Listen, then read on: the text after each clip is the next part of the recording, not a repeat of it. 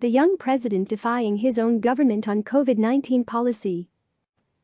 Few world leaders have generated as much criticism and praise, often at the same time, for their handling of the coronavirus pandemic as El Salvador's Nayib Bukele. Even though Bukele had been president for less than a year, in March he took the dramatic step of closing his country's border even before El Salvador reported a single case of coronavirus, arguing that this small Central American nation had to get ahead of the outbreak. Some Salvadorans praise him for taking decisive action that may have saved his small Central American nation from the worst impacts of the coronavirus. Others say he is becoming a strongman who is violating his own country's constitution, most recently as he spars with the Supreme Court and National Assembly about how soon El Salvador will reopen. That Bukele, 38, is in office at all is still something of a surprise for many Salvadorans. He is the first president since the end of the Salvadoran Civil War in 1992 not to belong to either of the country's two major political parties. Bukele's paternal grandparents were Palestinian immigrants to El Salvador, and he ran for president as a social media savvy, motorcycle jacket-wearing, millennial outsider who would shake things up in a nation worn down by endless corruption and horrific gang violence. Bukele is very focused on getting done what he believes needs to get done, and has little patience for his critics or for the institutions that oppose, slow, or limit his ability to act, said Jeff Thale, president of the Washington office on Latin America, in an email interview with CNN. He's used social media to attack his critics, including journalists. He's repeatedly attacked the National Assembly, which is dominated by the two traditional political parties, which are hostile to him. Prowess on social media. With nearly 2 million Twitter followers and polls that often show more than a 90% approval rating, Bukele has broken the traditional mold for politicians in his country and generated international attention. In 2019, he acknowledged his country bore responsibility for the conditions that caused migrants to flee after the drowning deaths of a Salvadoran father and 2-year-old daughter on the banks of the Rio Grande. Ahead of making his first speech at the United Nations General Assembly in September, Bukele asked the audience to wait and first snapped a selfie, which he later said would have more impact than his prepared remarks. But before the coronavirus outbreak, some critics in El Salvador warned that Bukele's disruptive style was increasingly eroding the separation of powers and threatening the country's fragile democracy.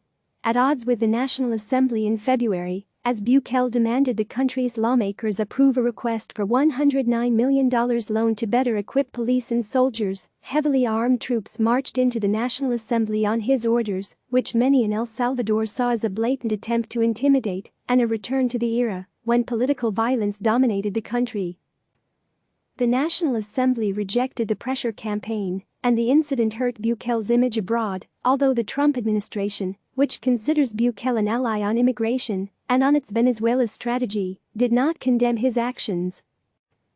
In March, the spread of the coronavirus presented Bukele with another opportunity to act boldly, or, as his critics claim, grab more power for himself. After closing borders, Bukele put in place stringent quarantine measures, but also earmarked food and money for impoverished Salvadorans.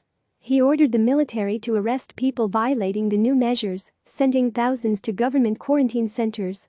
When the Supreme Court ruled the arrests were unconstitutional and ordered him to stop, Bukele refused and the soldiers remained on the streets.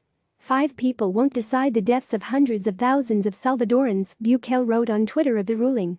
One thing is to interpret the Constitution, it's something very different to order the death of the people. According to Johns Hopkins COVID-19 tracker, there have been 1,571 confirmed cases of the coronavirus in El Salvador to date, with 31 deaths attributed to the virus.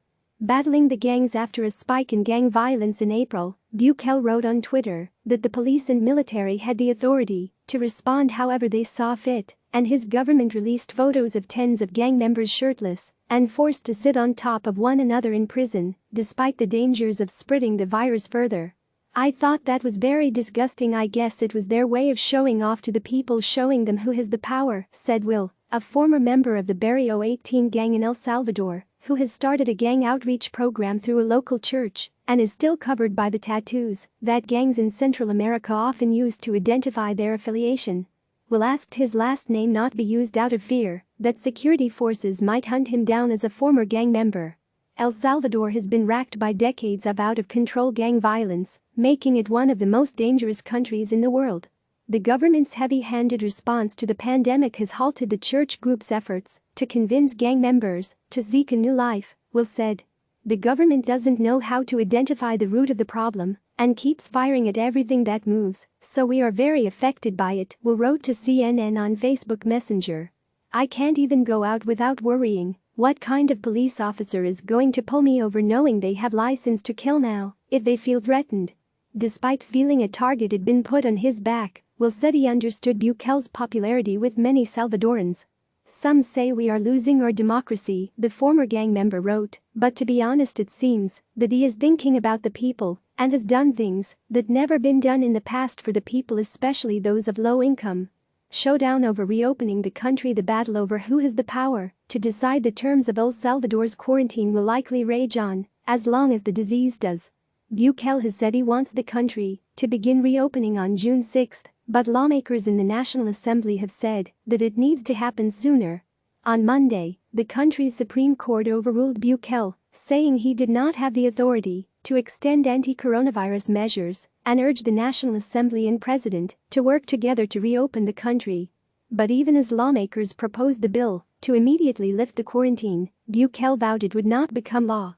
Another showdown already appears to be in the works, with lawmakers looking to override a president who is determined to use all his powers and beyond to stop them. This is a law that will massively infect Salvadorans, Bukele wrote on Twitter. Thank God, I can veto it. Click subscribe to receive the latest news.